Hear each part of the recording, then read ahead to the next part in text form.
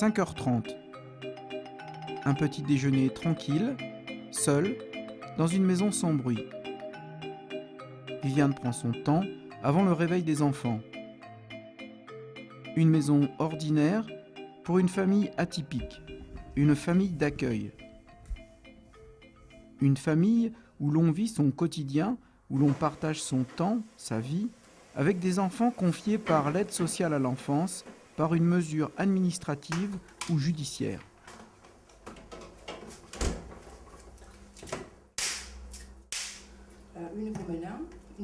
Viviane et Michel sont mariés depuis 40 ans. Ils ont démarré l'aventure de l'accueil familial il y a 15 ans avec leurs enfants, Charlotte, Alexandre et puis Lucas. Ils accueillent aujourd'hui 5 enfants de 11 à 2 ans, Rabois, Ryan, Marc, Tarek et la petite Naïla. Parce que si vous y allez, tu fais quoi?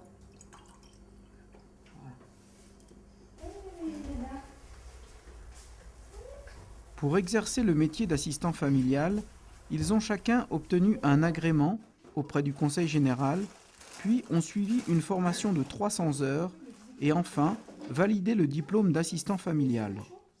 C'est une famille d'accueil dans une situation particulière où Michel, à l'heure de la retraite, a souhaité à son tour devenir assistant familial.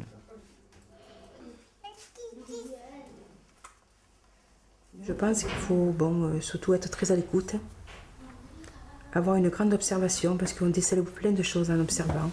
Parce que écouter et entendre, c'est pas pareil. Hein. Voilà.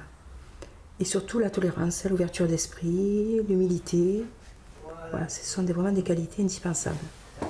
Voilà. Ça va être à l'écoute, être très vigilant. Voilà, vigilance aussi. Hein. Parce qu'il y a plein de choses qui peuvent passer. Je veux dire, un enfant qui souffre, des fois, ne vous le fait pas voir. Voilà. Il ne dit pas, ou il essaye de le cacher, parce que pour eux, c'est honteux. Alors, essayez de déceler tout ça. Voilà, je crois que c'est beaucoup de tact aussi. Hein. Voilà, beaucoup de tact, parce que les enfants qui sont fragilisés et très susceptibles. Donc, je pense que c'est des qualités très importantes pour exercer ce métier. Bon, beaucoup d'amour, bien sûr. Hein. Voilà. Avoir 5 enfants pleins de vie à la maison peut impressionner compte tenu de l'organisation à mettre en place au quotidien. Viviane et Michel ont trouvé un équilibre en se répartissant les tâches éducatives et domestiques en fonction de leurs préférences.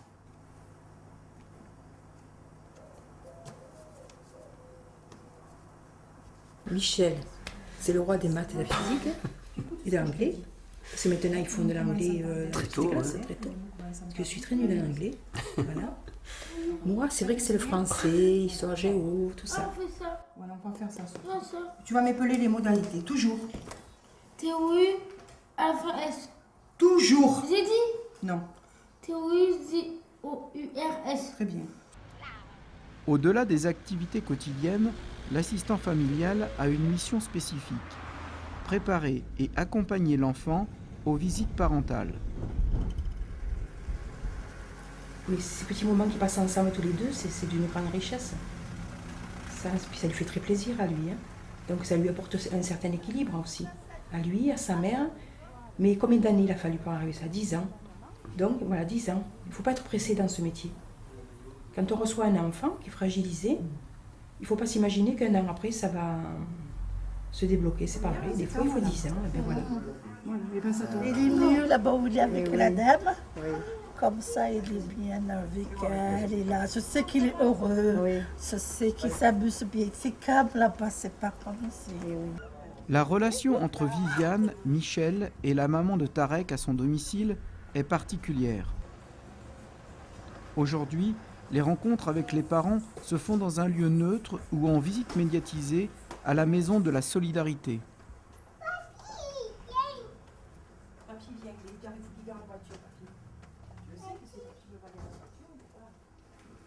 Le rôle de l'assistant familial est d'accompagner délicatement l'enfant vers ses parents et de le préparer aux rencontres médiatisées. Des rencontres importantes pour maintenir et construire des liens entre l'enfant et ses parents. Lors de ces rencontres, le référent de l'enfant joue un rôle essentiel de médiation entre les parents, l'enfant et l'assistant familial. Avant ce temps fort, il y a tout un travail de préparation à faire. Parler avec l'enfant, l'encourager. Avec des méthodes simples, on peut l'accompagner vers son papa et sa maman. Ah ben moi, c'est l'opposé de tout ça. C'est-à-dire que moi, je n'ai jamais de contact avec la maman. J'en ai avec le papa, mais ce n'est pas des visites à l'MDS. Lui, il a le droit des visites en dehors d'un cadre institutionnel.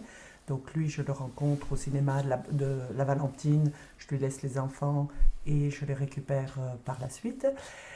Quand c'est avec la maman ou la grand-mère, c'est vrai que c'est des visites médiatisées, à un rythme peut-être différent aussi de celui-là, parce que là, on voit quand même que des liens se sont créés alors que moi, c'est pas possible.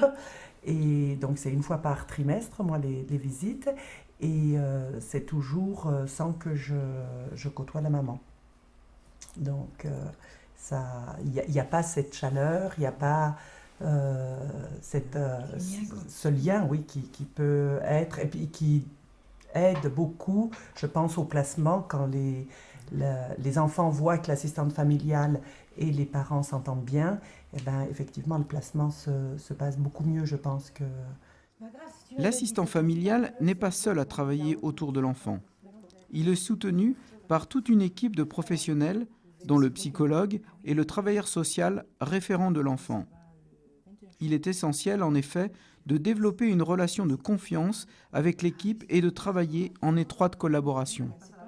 Il est important, je pense, de se poser réellement, et puis ce temps qui est pris pour faire le point, eh ben, ça permet, moi je sais qu'avant de venir, enfin, j'essaie de récapituler un petit peu les points et puis de prendre des exemples pour étayer ce que je vais dire, que ce soit en bien ou que l'évolution soit positive ou négative.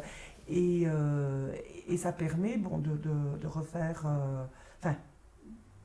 de mieux aider l'enfant à grandir, quoi, à voir par où il doit passer, à mieux affiner le projet qu'on a pour lui. Est-ce que vous m'étiez pas allé la semaine dernière, des fois, de voir? Ah, ils y sont. Le métier d'assistant familial n'est pas toujours facile.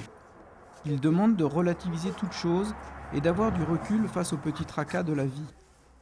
Mais il apporte de grandes joies. La joie de voir grandir, s'épanouir un enfant. La joie de l'aider à se construire doucement sur le chemin de la vie et de devenir un adulte libre.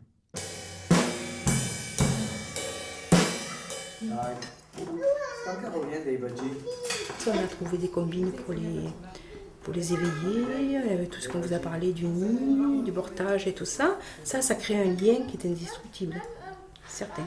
D'ailleurs, ils nous le demandent des fois. Comment vous nous aimez, Tata? Comment tu m'aimes, toi? Je t'aime profondément, je leur dis. C'est vrai qu'on les aime profondément. Hein?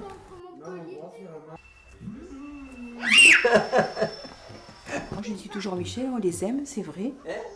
Voilà, aujourd'hui, on les aime. Demain, on verra bien. Parce qu'ils ont besoin d'amour pour grandir. Hein. Ils ont besoin qu'on les embrasse, qu'on les prenne, qu'on leur dise. Hein.